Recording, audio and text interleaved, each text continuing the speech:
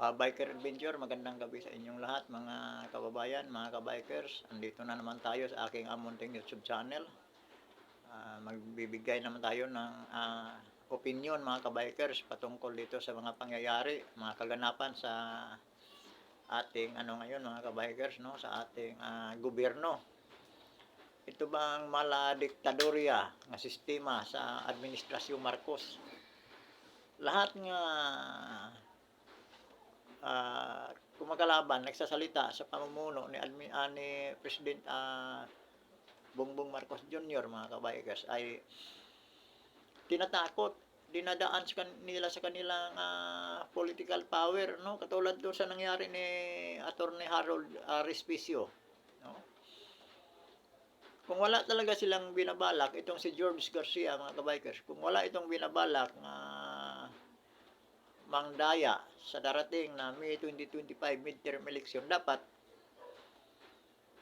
inimbitahan niya si pinademonstrate niya niya si Attorney Harold Respicio kung paano nga ang sabi niya nga posible nga mahahak dahil sa kahinaan ng sistema ng mga automated machine nga gagamitin sa midterm election mga kabikers. Alam na rin natin ang Smartmatic na napakaano nito, no? Marami ng mga haka-haka dito, marami ng hindi lang nagpapatunay si Attorney Glenn Atchong mga kabikers, may patunay talaga sa dito patungkol dito sa mandaraya nga Smartmatic. Ang tawag dito Smart Magic, di ba? Ito napaka itong issue na to mga kabikers, dapat hindi to ibali walang bahala ng natin mga kabikers, kasi para sa atin ito, para sa kapakanan to ng sambayan ng Pilipino. May posibilidad nga mga kabikers nga totoo yung hinala nga balak talaga nilang mangdaya, kasi si George Garcia dapat ayusin niya, hindi yung pasinungalingan niya agad, sasabihin niya agad nga fake news. Yung mga sinasabi, detalyado yung sinasabi ni Attorney Respicio. Parang may katotohanan eh. Samantalang yung depensa ni George Garcia, wala siyang kumbaga sa wala siyang merit eh. Si Attorney Respicio, ang daming merit sa mga niya eh, mga pahayag niya eh. Si George Garcia, kanyang depensa, puro lang. Ang depensa ni George Garcia, lang daw, yung fake news. Dapat ipademonstrate niya sa halip na doon niya dinadala sa mainstream media ang kanilang machine, at sabi niya nasuri daw, may certificate na daw noon nga na yung machine na yon. Dapat inimbitahan niya si Attorney Respicio at pinademo niya kung paano sabi mahahak. Doon talaga magkaalaman. Hindi eh. Ang ginawa niya, sinampahan lang niya ng kaso si Attorney Respicio. Ito ay isang mensahe ng pananakot. Ito ang pagsampa nila ng kaso kay Attorney Respicio. Isa itong mensahe ng pananakot.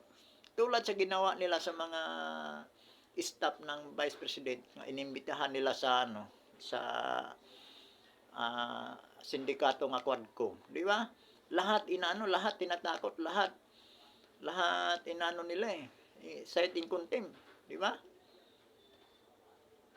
Ito si George Garcia mga kabikers, nakakalungkot. Isa na rin to siyang alipin ng mga sindikato sa administrasyong Marcos. Tingnan nyo itong larawan ni ang ngiti ni Lisa Marcos napakalaki. Pati si George Garcia, napakatamis ng smile ni BBM eh. Tingnan mo niyan. Sabihin niyo bang hindi nagkakonsaba yung mga yan? Anong sinyo dito, mga kababayan? Di ba? Yung saya nila, saya nila, oh. Anong nasa isip niyan? Kayo, anong iniisip niyo diyan? Wala bang di ba magkakasabuatan yung mga yan? Kasi to mga kabikers, no? Pag hindi nila manipulahin ang midterm election, malabong makakalusot itong mga senador ni BBM. Malabong malabo yan. tingnan niyo ang kanilang mga post sa ano, social media. Tingnan niyo sa comment section mga kabikers, bilangin niyo kung mayroon bang ano, 'di ba pinuputakti sila ng doon makikita mo yung reaksyon ng mga taong bayan sa kanilang mga post sa social media. Kaya hindi ka na yung ibang post nila wala ng comment, eh, hindi ka na makapag-ano ng comment. Kasi wala, eh, pinupuna at saka ang ginawa ngayon ng administrasyong Marcos mga ka-bikers, yung ano, nagpakalat na sila ng ano, ng mind conditioning sa mga sambayan ng Pilipino, ngunit hindi na yan bumibinta, no? Tinatawanan na lang sila. Si BBM kumuha siya ng bagong ano eh, bagong attack dogs, isang great troll army nga iyang pinaupo niya bilang isang presidential communication secretary nga si Castro, si Clear Castro. Kaya lang iba eh. Hindi siya hindi siya communication ang trabaho na ginawa ni Clear Castro, para lang siyang isang vlogger nga isa talaga ang galawan niya, isa talagang troll nga umaatake sa mga Duterte. Sa halip nga ang kanyang ipaabot sa sambayanan yung mga accomplishment ng presidente, yung mga ginagawa ng presidente o yung mga plano ng presidente upang mairesolba ang kahirapan nga ngayon nararanasan ng sambayan ng Pilipino. Pero hindi. Sana ang kanyang ipaabot ng sambayanan, yan asahan natin katulad ni dating president presidential person nga si attorney yung babae nga si sino ba yun?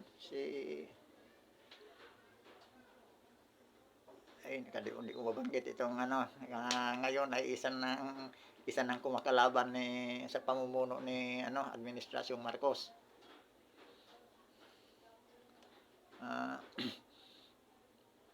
Dapat ganun hindi iba yung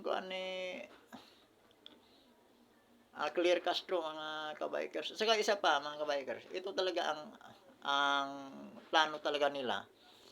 Kasi nagbitaw na ng salita si BBM nga ang resulta daw sa magiging 2025 election ay 12-0 na, 0 na ang mga PDP laban. Paano niya nasabi 'yun? 'Di ba? Ang hirap lang ibenta sa taong bayan.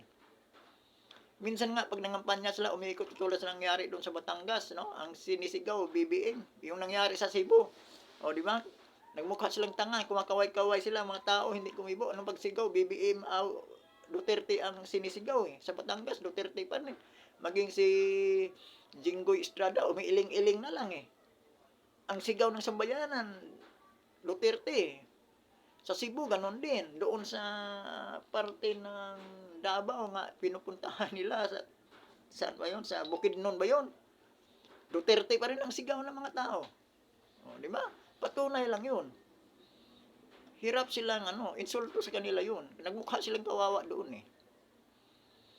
Kasi ang dito, ang kalaban nila dito, hindi na Duterte, taong bayan na, sambayan ng Pilipino na ang kalaban nila dito. Paano sila mananalo sa sambayan ng Pilipino? Paano sila mananalo sa taong bayan? Diba? Ang tanging pag-asa na lang nila, mga kabikers, ay ang manipulahin itong may 2025 midterm election upang magiging 12-0. Kasi kung mga kabikers, idaan talaga sa eleksyon nga talaga mga kabikers, yung transparent nga eleksyon, malabo, maulit muli ang utso diretso mga kabikers. Diba? Nangyari na yan. Utso diretso, mas maano pa nga yung mga kandidato noon sa mga dilawan. Mas matindi pa nga yun, sila si De Lima, si Maruhas. Di ba? Marami si Drilon, sino pa yun? Marami yun. Walang nakalusot. Ang nakalusot lang, ang tanging si Rizal Ontiveros. Dahil Duterte rin ang nagpapanalo sa kanya. Nauto din niya si Sara Duterte, kaya nanalo siya. Tanging siya lang ang lumusot. No? Kaya alam nilang hindi talaga sila uubra itong eleksyon na 'to. Kaya ito lang ang tanging pag-asa nila, ang dayain ang eleksyon. Kasi mga ka-bikers, mahirap 'yun 'pag nakaupo si nanalo na uli ang ano, 'pag nanalo uli itong ano mga ka-bikers, itong, administrasyon line-up, ang 2028 eleksyon, katulad ng ginagawa sa dating Marcos nga wala ng eleksyon. Malamang sa malamang hindi na talaga bababa yun si BBM mga ka-bikers 'pag mailusot lahat ng ano niya, lahat ng mga senador niya. Hawak na nila ang kapangyarihan, buong kapangyarihan ng ano. Maniwala kayo, mangyari niyan, walang eleksyon sa walang presidential election sa sa 2028. No? I-ano 'yan, kansilahin na 'yan. Kasi magagawa na lang gusto nila pagka wala nang makaharang. Sa kanila na bayad na yung ang mga sindikato sa Kongreso, wala na, iilan na lang yung hindi membro. Tapos, ano pa, wala pang buses. Pag makuha na Senado, solid na mga kabikers. Kasi ang ano, ang kumilik, hawak na nila eh. Ang kumilik, na ano na sa organisasyon ng sindikato sa ano ni administrasyong Marcos. Ito ngayon mga kabikers ang pinaka-notorious nga sindikato sa bansa. Ang pinaka-notorious nga sindikato sa bansa ay nasa mismo sa loob ng gobyerno. Alam niyo kung bakit? Lahat ng budget na manipula na nila. Lahat ng pera ng bansa na manipula na nila. Di ba? Ang ating gold reserve, wala na. Bininta na. Ang PDIC, 117 million sa kasaysayan ng Pilipinas. Ngayon lang nangyari yan. Oh. Ang SSS, tinanggalan ng 62 billion. Oh. Diba? PhilHealth, 69.8 billion. Sus Marias. Ganong katindi ang mga sindikato, mga kabayan, gumagalaw ng mga sindikato dito sa ano. At itong mga sindikato nito, ang pinaka-notorious. Alam niyo kung bakit? Legal eh.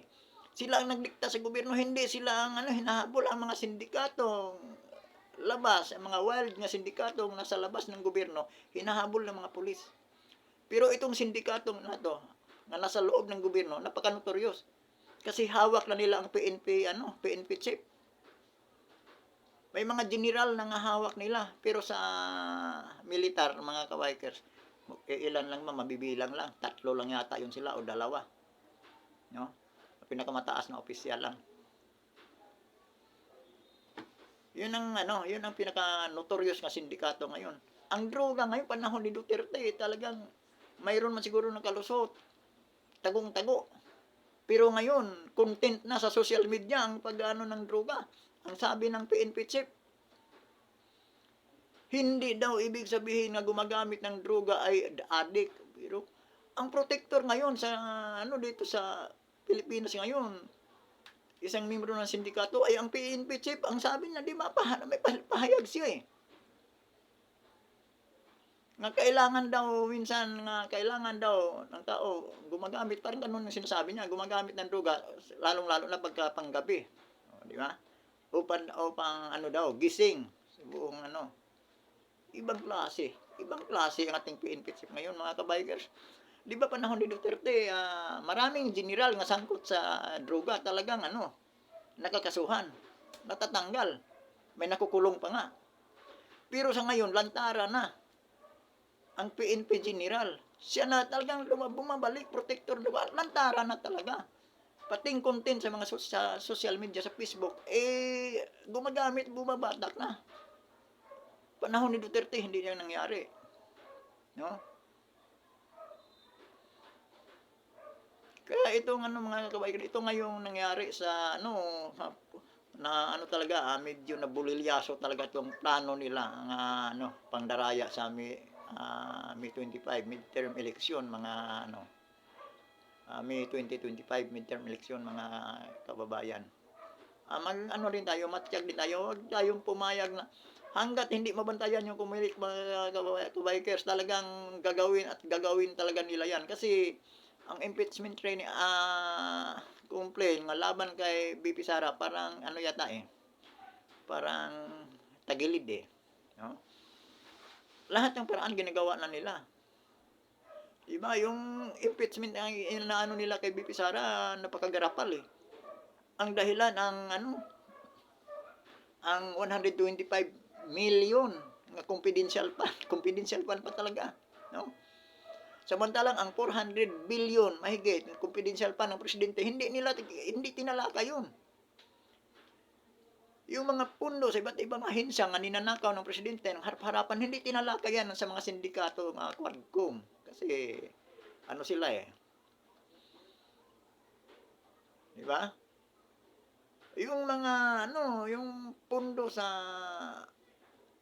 mga ayuda, mga kawikers, hindi nila hindi nila tinalakay yan. Bilyon-bilyon yan. Samantalang, ang confidential fund ng Vice President nga napaka-importante, ang nakinabang ay ang taong bayan, kapakanan ng mga kabataan nga ni-recruit ng mga NPA, na pinoprotektahan lang ito ng Vice President, ay siya ngayong tinatarget ng mga sindikato kasi nagsanib pirsa na ang mga sindikato sa gobyerno. Mula sa komunistang CPP, NPA, NDF, hanggang sa mga drug lord, hanggang sa mga corrupt nga politician, number 1 dyan ang mga congressman, at ang mga oligarko, mga kabikers. Kasi yun sila, panahon ni PRRD, walang takot si PRRD, talagang binangga yung mga yan. Kaya ngayon, nagsanib pirsa sila, parang hindi makabalik sa pwesto ang mga Duterte. Kaya yun talagang tinatarget, mga kabikers, mga kababayan. Pero ang kalaban nila dyan, ang nakipaglaban ngayon sa mga sindikato, ito ilabanan ng mga corrupt na congressman, senador, mga oligarko, mga makakaliwang grupo, mga komunistang terorista ng NPA, at mga drug lord, laban sa taong bayan. Taong bayan kalaban nila, mga kabikers, hindi na ito mga Duterte. Ngayon ang mga Duterte, i-representante lang ng mga Pilipino, mga mamamayang Pilipino. Ito ngayon sinasabutahin nila, mga kabikers. Gusto talaga nilang hindi makabalik ang mga Duterte. Walang Duterte makabalik sa 2028 kasi sigurado naman yan, gutom na naman aabutin yan. Naalala ba natin yung noong 2019 ba yun, yung national budget nga siningitan nila ng 95 billion nga hindi pinirmahan ni Duterte. 2019 ba yun, kung di ako nagkamali. Nga sabi lang ni Duterte, binalik sa kanila eh. Ayusin nyo yan, mali yan. Ayun lang sinabi ni Duterte, pero kay BBM, bilyon-bilyon, pirma agad. Minamanipula. Kaya si BBM kasi, palibasa weak leader, mga kababayan, kayang-kayang paikutin ng mga sindikato. Kasi itong mga sindikato na itong congressman na ito, pagka Duterte magkaupo, ay, gutom yan sila, mga kabikers. Matutuyuan talaga yun sila. Baka yung iba pa niyan, maimbestigahan pa saan nang kagaling yung mga mamahaling nila, no? Mga burloloy nila, mga sasakyan lang, gaganda. Samantalang ang Vice President nga dinudurog nila, nagrenta lang ng isang apartment, mga kabikers, mga kababayan. Samantalang yung mga congressman yan, mga buhayan yan, sa mamahaling subdivision sa Metro Manila, nakatira yung mga yan. Di ba? Di ba katarantaduhan? Kaya lahat ng paraan nila. Kaya wag nilang sabihin nga itong paparating na midterm election, mga kabikers, ay malinis yan. Kaya tama yung siniwalat ni tama yung sinasabi ni Atty. Respicio. Kaya nga delikado ngayon si Atty. Respicio, baka mamaya wag naman sana, no? Baka mamaya magulat na lang tayo. Papatahimikin talaga nila yan.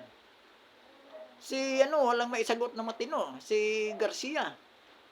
Wala siyang maisagot na matino. Ang kanila lang, kanyang fake news ka, kaya saan ka ba makikita? Pati, disbar pa si Atty. Respicio. Ipatanggalan pa ng lisensyas pagka CPE. Hayop na yan. Di ba? At lumampas na naman ako, mga kabikers, sa oras. At maraming salamat. At sa muli, mga kabikers, Biker Adventure YouTube channel. Magpapasalamat ako sa inyo sa inyong pag-ano dito sa aking ano, pag-suporta dito sa aking munting YouTube channel. At ingat po tayong lahat mga ka-bikers at mga kababayan, lalong-lalo na yung mga nasa ibayong dagat, 'no, lalong-lalo na sa yung mga kung saan-saang bansa ngayon naroroon. Magandang gabi, umaga o tanghali sa inyong lahat diyan at ingat-ingat kayo lagi mga kababayan.